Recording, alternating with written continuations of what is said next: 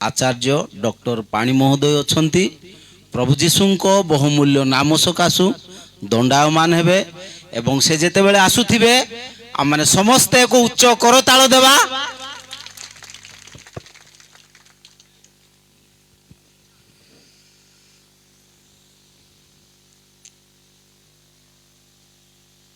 मंचासीन प्रभुंक दास माने एवं झियो तनिष्का तार साथी एवं झियोंकर परिवार जेते आमने अच्छु विभिन्न स्थान प्रत्येक को मोर प्रेम नमस्कार। नमस्कार।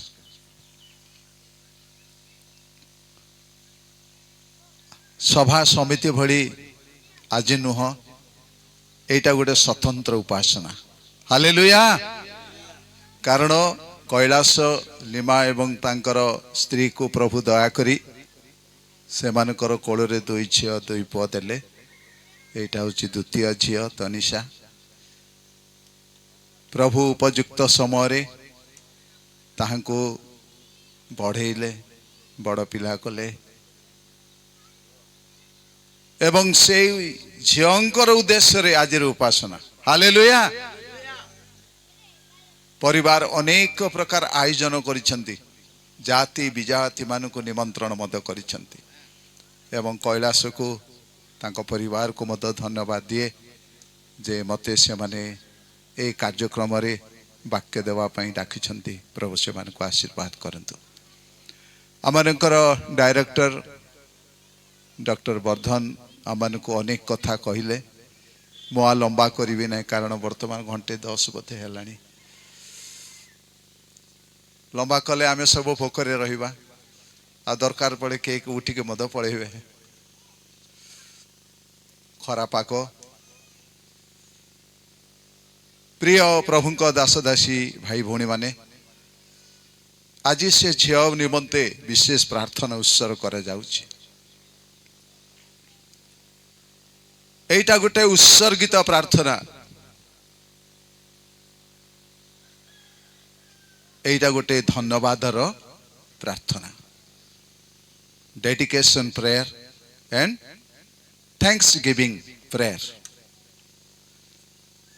कारण जन्मरु से झियों को प्रभु बढ़े के आनिले। बापा माँ सबु दियंती पिला मानकु किंतु के बढ़ांती के वृद्धि साधन करंती भाई भौणी माने बापा माँ की खाइबार देबे पीबार देबे पिंधिबार देबे असुस्थ हेले मेडिकल को नेबे प्रार्थना को जिबे किंतु प्रभु ही बढ़ांती। आमे सुनुथलु प्रभु जीशु ख्रीष्ट जे कि ईश्वरंकर पुत्र तांकर मद शरीर रे ज्ञान रे बुद्धि रे बढ़िबार आवश्यक थिला। लूक 2 पर्व 52 पद आमे शुणुथलु। बाप्तिजक जोहन को विषय लेखा अछि लूक 1:80 पदरे जे शिशु क्रमे क्रमे वृद्धि पाइबा को लागिले प्रांतर रे शक्तिमान हेले। कहार अनुग्रह रे से माने बढ़ंती लेखा अछि।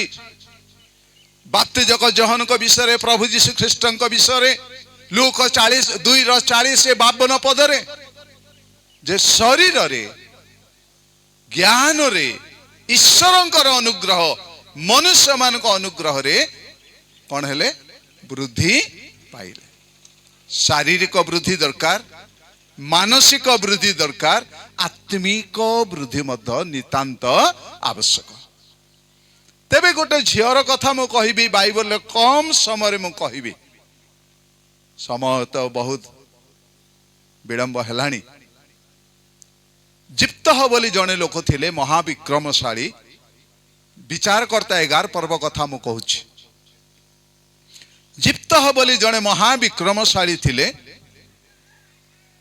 इस्राएल मध्यरे एवं जेते बेले तार भाई माने ताको तोड़ी दिले से बाहर को जाई रहिला। जेते बेले इस्राएल ऊपर विपद घटिला संकट घटिला अमन संतान माने से मानको विरुद्ध रे युद्ध करूछंदी इस्राएल विरुद्ध रे इस्राएल प्राचीन माने देखिले आमे निरुपाय जिप्तह को जदि आमे डाकिबा नाही ताहेले आमे रक्षा पाई पारिबु नाही। जिप्तह को जाई डाकिले प्राचीन माने जे आमे बहुत अकଳରେ पड़िछु बहुत समस्या रे पड़िछु अमन संतान गण आम विरुद्ध रे युद्ध करूछंती आमर देश को नहीं जेबे आम लोक मान को बांधी करी नहीं जेबे से माने देश अधिकार करिवे एति पई आपण आसंतु से मान को विरुद्ध रे आपण युद्ध करंतु एवं अमन संतान मान को हाथरू आमन को कोन करंतु रक्षा करंतु उद्धार करंतु। जिप्त अनेक कथा कहला पर से कहला ठीक अछि मु जीबी जेते बेले से आसिले प्रथमे से गोटे मानत कला मिस्पे को जाई गोटे मानत करछु कोन हे सदा प्रभु अमन संतान गण विरुद्ध रे मु जेते बेले युद्ध करिबा को जीबी मते जेबे से जय रे मत से युद्ध रे मते जय दब से मान को परास्त करिवो एवं मो हस्त रे से मान को समर्पण करिवो ताहेले मु जेते बेले विजय यात्रा करी फेरीबी युद्ध यात्रा करी मु फेरीबी जे मते प्रथमे भेटिबो ताहाको मु सदा प्रभु को उद्देश्य रे तुम उद्देश्य रे कोन करिबी होम बलि रूप उत्सर्ग करिबी। प्रभु सदा प्रभु प्रार्थना सुनिले मानत ग्रहण कले प्रतिज्ञा ग्रहण कले प्रभु आश्चर्य भावरे जिप्तहंक हस्तरे अमन संतान गण को समर्पण कले से माने परास्त हेले। हालेलुया। कि प्रकार का मानत प्रभु को साक्षात रे प्रभु को निकट को जाई मानत करूछंती जिप्तह जेते बेले आनंद रे फेरी आसुची भाई भौणी माने खुशी रे विजय सहित आसुची जिप्तह कारण तार शत्रु अमन शत्रु तार शत्रु इस्राएल ईश्वरंकर मनोनीत लोक मानकर शत्रु मान को परास्त करी से आसुची विजय यात्रा करी खुशी रे आनंद रे जय ध्वनि रे आनंद ध्वनि रे निज घर को जेते बेले फेरुची ए जय के देले परमेश्वर देले ए विजय के देले परमेश्वर देले ए मुक्ति के देले परमेश्वर देले। ईश्वर जिप्तहर प्रार्थना सुनिले मानत ग्रहण कले आ जेते बेले घर को आसिले किए ताकू नृत्य करू करू दारा हाथ रे बजौ बजौ के ताकू भेटी भाग जाउची के तांकर एकमात्र झियो पुओ आउ झियो नाही तार एकमात्र जणे मात्र झियो बापार खुशी खबर से सुनिले जे मोर बापांक द्वारा अमन संतान माने कोन हेले परास्त हेले प्रभु परमेश्वर मोर बापांक हस्तरे जय प्रदान कले सफलता दान कले एथि पई झियो खुशी रे आनंद रे हाथ रे दारा नहीं नृत्य करू करू दारा बजे बजे भेटिबा को जाउची जेते बेले भेटिबा को जाउची झियो को देखि देला जिप्त हो कोन कहिला हे आंभर कन्या मो झियो मोर कन्या मते बहुत संताप रे पकैला दुख रे मते पकैला परमेश्वरंकर निकटरे मो मानत करिछि जे मते प्रथम रे भेटिबा को आसीबो मोर गृह द्वार रु ताको मो सदा प्रभु को उद्देश्य रे होम बलि रूप उत्सर्ग करी बोली मानत करिछि मोर दुख दायनी मानक मदर तुमे हेलो। प्रिय भाई भौणी माने की अवस्था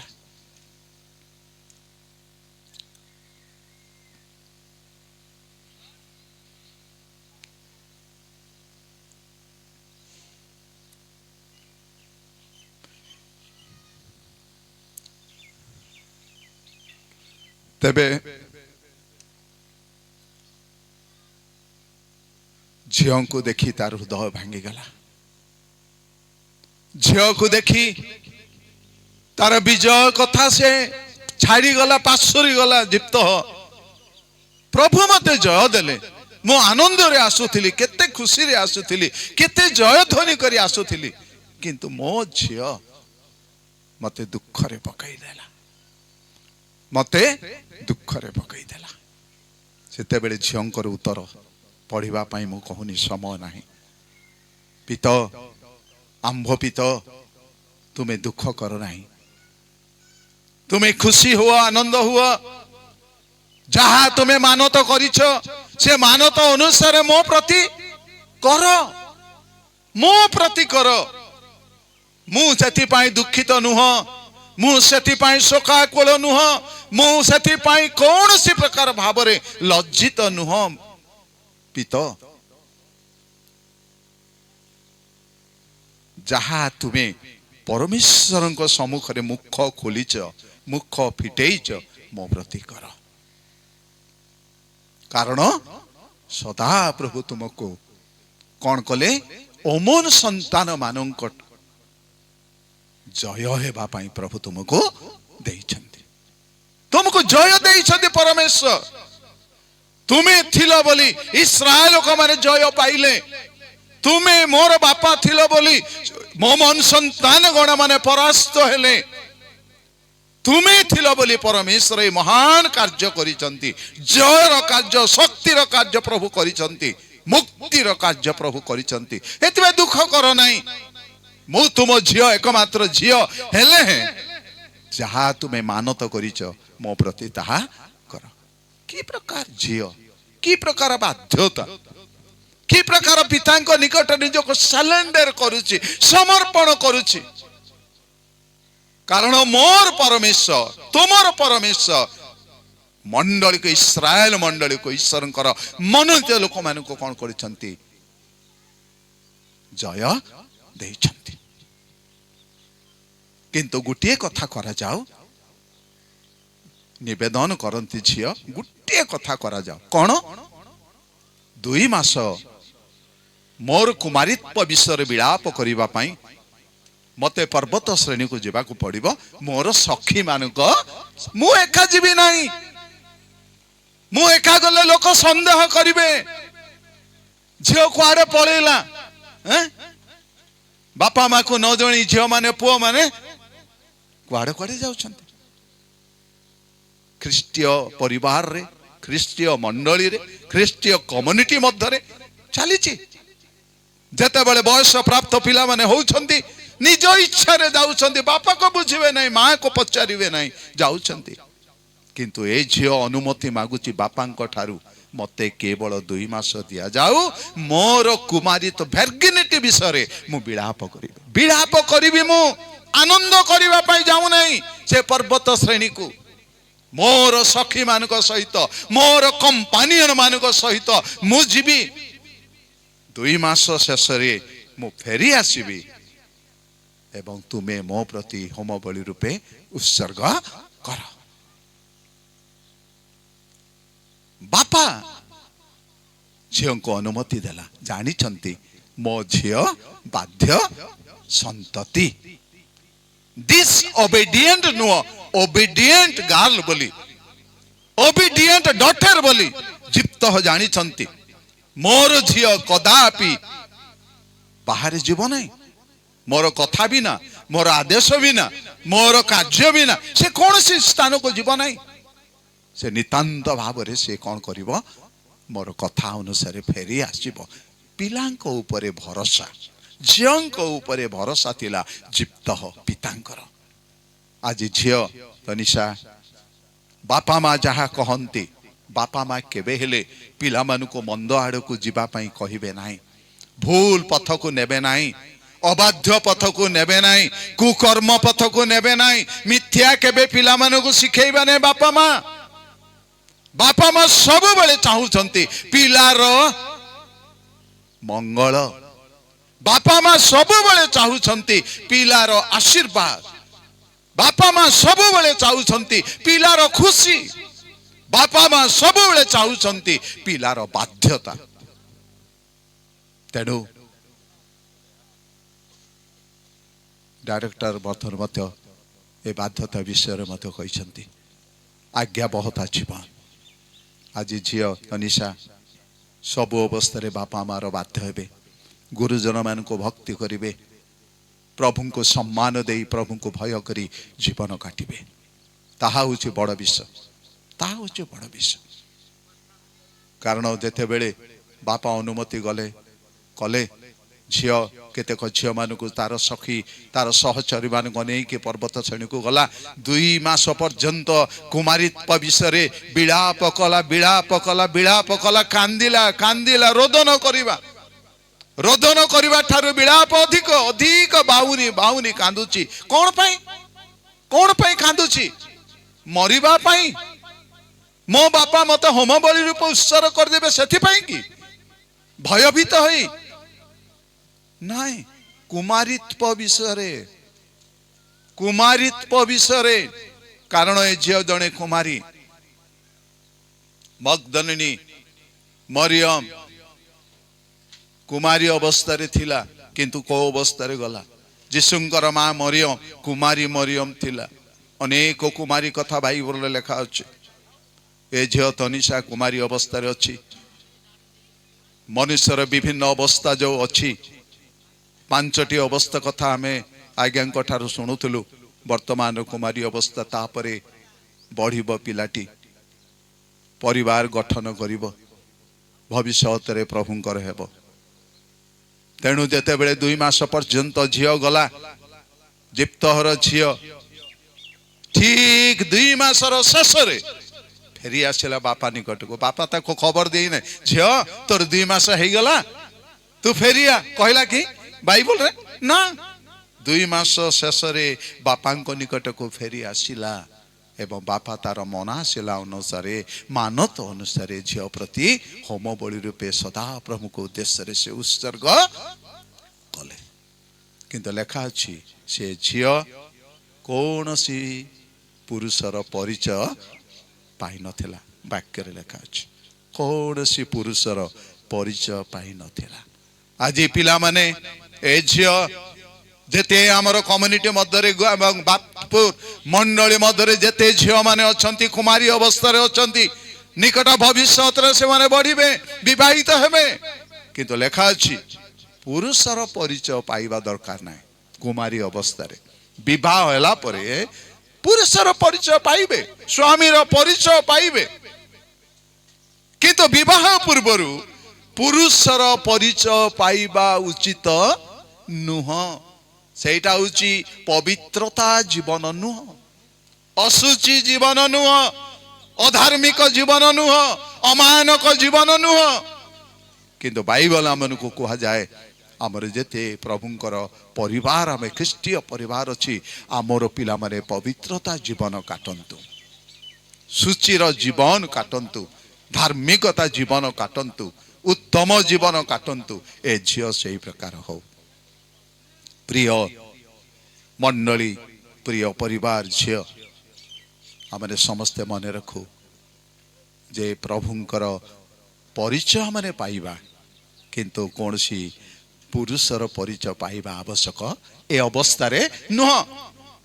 ପ୍ରଭୁଙ୍କର ପରିଚୟ ପାଇବା, ପ୍ରଭୁ ଯେ ମୋର ପରିତ୍ରାଣ କର୍ତ୍ତା, ଉଦ୍ଧାର କର୍ତ୍ତା, ମୋର ସୃଷ୍ଟିକର୍ତ୍ତା, ମୋ ପାଇଁ ଜୀବନ ଦେଲେ, ପ୍ରାଣ ଦେଲେ, ରକ୍ତ ଦେଲେ, ତାଙ୍କର ପରିଚୟ ପାଇବା ଦରକାର। ବାଲ୍ୟ ସମୟଠାରୁ ବାଳକ ସାମୁଏଲ ପ୍ରଭୁଙ୍କର ପରିଚୟ ପାଇଲା। ହାଲେଲୁୟା। ବାଳକ ସାମୁଏଲ ଏବଂ ବାଳକ ବାପ୍ତିଜକ ଜହନ ପ୍ରଭୁଙ୍କର ପରିଚୟ ପାଇଲା। କାରଣ ଲେଖା ଅଛି ବାପ୍ତିଜକ ଜହନଙ୍କ ବିଷୟରେ, ଡୁବକ ଜହନଙ୍କ ବିଷୟରେ କଣ? ମା ଗର୍ଭରୁ ହିଁ, ଉଦରରୁ ସେ ଜଣେ ପବିତ୍ର ଆତ୍ମାରେ ପରିପୂର୍ଣ୍ଣ ବ୍ୟକ୍ତି ଥିଲେ। ଆଜି ମଧ୍ୟ ଝିଅକୁ ପ୍ରଭୁ ଦୟା କରନ୍ତୁ, ଶରୀରରେ ବଢ଼ାନ୍ତୁ, ଜ୍ଞାନରେ ବଢ଼ାନ୍ତୁ ଏବଂ ଆତ୍ମିକ ଭାବରେ ବଢ଼ାନ୍ତୁ। ପ୍ରଭୁଙ୍କର ପରିଚୟ ସେ ପାଉ, କୌଣସି ମନୁଷ୍ୟର ପରିଚୟ ନ ପାଉ। ବିବାହିତ ହେଲା ପରେ ପରିଚୟ ଅଛି, ନିଜର ପରିଚୟ ଅଛି, ନିଜ ସ୍ୱାମୀର ପରିଚୟ ଅଛି, ନିଜ ପରିବାରର ପରିଚୟ, ଆଇଡେଣ୍ଟିଟି। ଏ ଯୋଉ ପରିଚୟ, ନିଜର ପରିଚୟ ଆମେ କିପରି ଦେବା ଏବଂ ପରିବାର ପରିଚୟ କିପରି ଦେବା, ପ୍ରଭୁଙ୍କର ପରିଚିତ ହେବା ନିତାନ୍ତ ଆବଶ୍ୟକ। ପ୍ରଭୁ ଝିଅଙ୍କୁ ବିଶେଷ ଆଶୀର୍ବାଦ କରନ୍ତୁ, ଶାରୀରିକ, ମାନସିକ, ଆତ୍ମିକ ଆଶୀର୍ବାଦରେ ପରିପୂର୍ଣ୍ଣ କରନ୍ତୁ, ବୃଦ୍ଧି କରନ୍ତୁ, ଜ୍ଞାନ ବୁଦ୍ଧିରେ ପରିପୂର୍ଣ୍ଣ ସେ ହୁଅନ୍ତୁ। ମନ୍ଦ ସଂସାର, ମନ୍ଦ ଏଇ ଜଗତ ବୋଲି ଆମେ ମନ୍ଦ ହେବା ନାହିଁ, ଅସାର ଜଗତ ବୋଲି ଆମେ ଅସାର ହେବା ନାହିଁ, ଭ୍ରଷ୍ଟ ଜଗତ ବୋଲି ଆମେ ଭ୍ରଷ୍ଟତାରେ ପରିପୂର୍ଣ୍ଣ ହେବା ନାହିଁ, ଅପବିତ୍ର ଜଗତରେ ଆମେ ଅପବିତ୍ର ହେବା ନାହିଁ, ପବିତ୍ର ଜୀବନ କାଟିବା ପାଇଁ ପ୍ରଭୁ ଆମମାନଙ୍କୁ ତାଙ୍କୁ ଆଶୀର୍ବାଦ କରନ୍ତୁ। ଆଜିର ଶିକ୍ଷା, ଆଜିର ବାକ୍ୟ କେବଳ ସେ ଝିଅ ପାଇଁ ନୁହଁ, ଯେତେ ଆମର ଖ୍ରୀଷ୍ଟିଆନ କମ୍ୟୁନିଟିରେ ଆମେ ଅଛୁ ସମସ୍ତଙ୍କ ନିମନ୍ତେ, ସବୁ ଝିଅ ସବୁ ପୁଅ ପାଇଁ ପ୍ରଭୁ ଆଶୀର୍ବାଦ କରନ୍ତୁ, ପ୍ରଭୁ ଆଶୀର୍ବାଦ କରନ୍ତୁ। ଆମେନ୍।